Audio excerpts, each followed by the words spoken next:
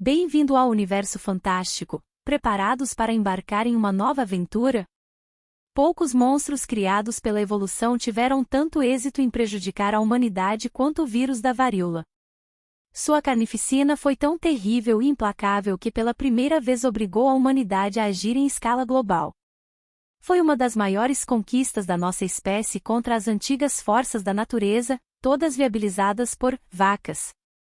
A varíola, um minúsculo vírus cujo único objetivo é se reproduzir, deixa evidências de sua existência em múmias egípcias e inscritos datados de até 3.000 anos na Índia e na China. Há 1.300 anos, a varíola ceifou a vida de até um terço da população do Japão e, por volta do século XVI, era uma das principais causas de morte global. No final do século XVIII, na Europa, matava 400.000 pessoas por ano. Uma em cada 3 pessoas cegas deveu sua cegueira a esse vírus.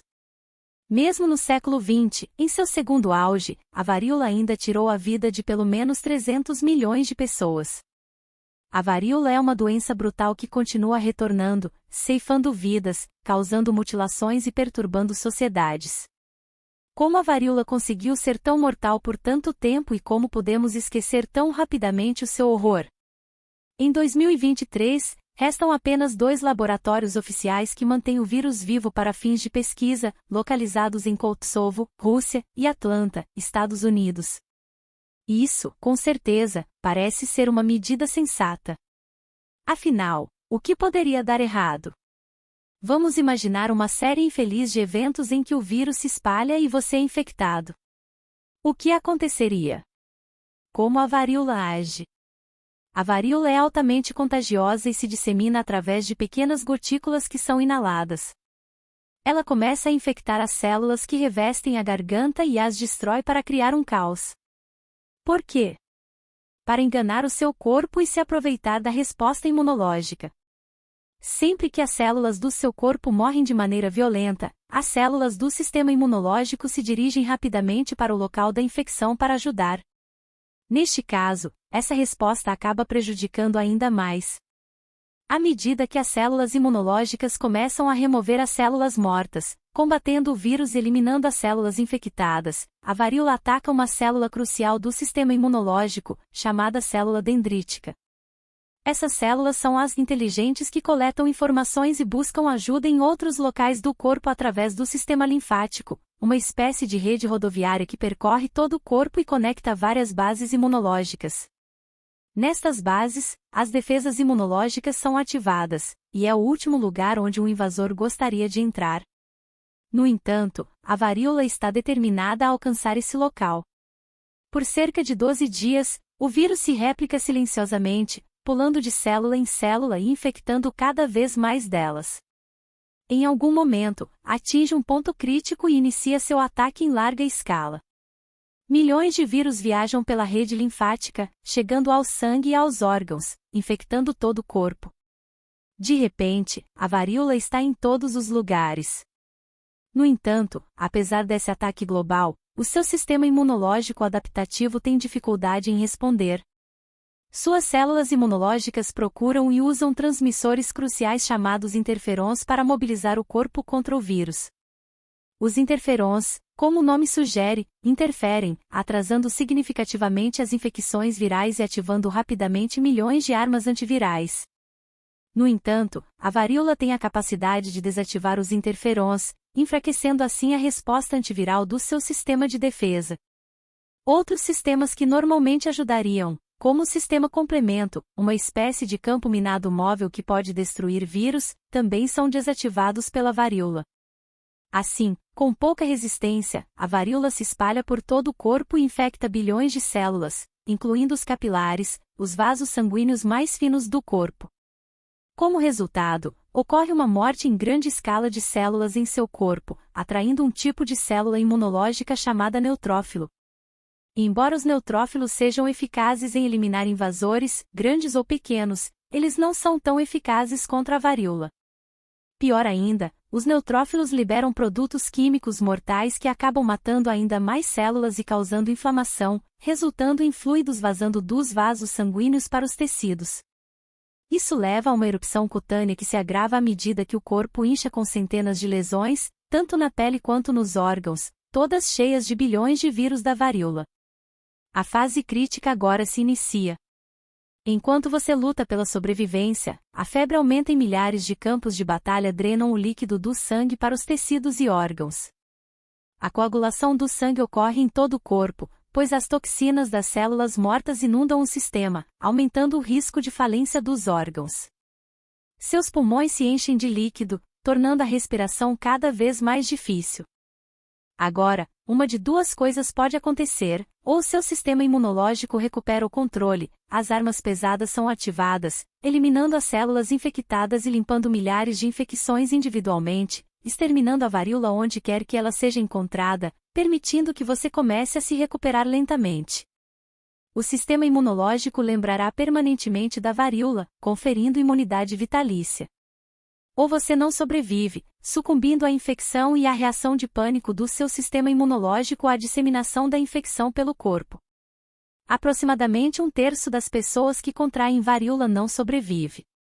E se você sobreviver, provavelmente ficará marcado por cicatrizes e poderá até mesmo perder a visão ou a audição. Durante milênios, essa terrível doença devastou o mundo, deixando morte e destruição em seu rastro, com sobreviventes traumatizados e mutilados. Até que um dia, a humanidade disse basta. Porque a varíola não é mais uma ameaça. A varíola é uma das piores doenças que a humanidade já enfrentou. Era um assassino, um monstro que destruía famílias e vidas. Não havia nada que se pudesse fazer pelos infectados, mas as pessoas notaram que, se alguém sobrevivesse, ficaria imune. Assim, em desespero, elas recorreram a uma prática perigosa chamada variolação: retirar as crostas de uma pessoa infectada que tinha uma forma leve de varíola, deixá-las secar e depois triturá-las até virarem pó fino. Esse pó era então soprado no nariz do paciente ou arranhado em sua pele.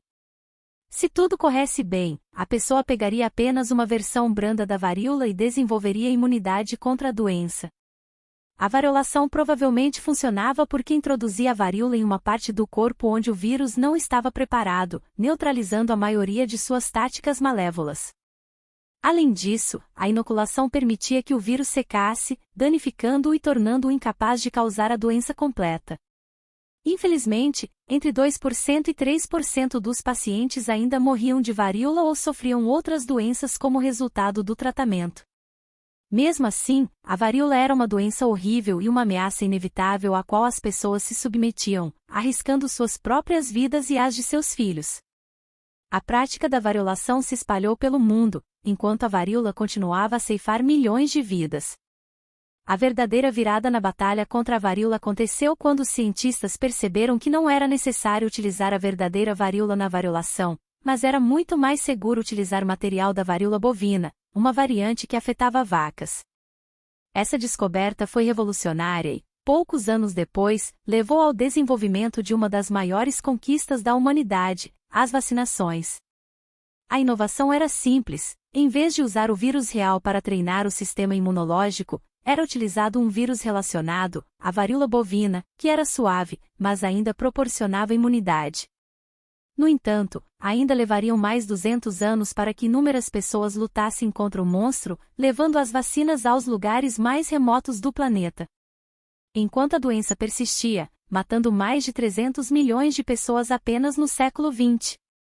Em 1966, a Organização Mundial da Saúde tomou uma decisão decisiva: a humanidade deveria se unir em um grande esforço final. Uma rede global de notificação de casos de varíola, com base em residentes em áreas críticas, foi criada para combater surtos locais do vírus. Os casos eram isolados e as vacinas eram administradas para evitar a propagação adicional. A varíola só infectava seres humanos, então, interrompendo a cadeia de transmissão humana, conseguiríamos privar o vírus de seu alimento. A última infecção natural ocorreu em 1977, em 1980, pouco antes de completarem 200 anos desde a primeira vacinação, a varíola foi declarada erradicada. A varíola, o flagelo da humanidade, estava extinta. Não haveria mais crianças mortas por ela, nem mais mães, irmãos, tios ou primos. É difícil transmitir às pessoas de hoje o quão incrível foi essa vitória.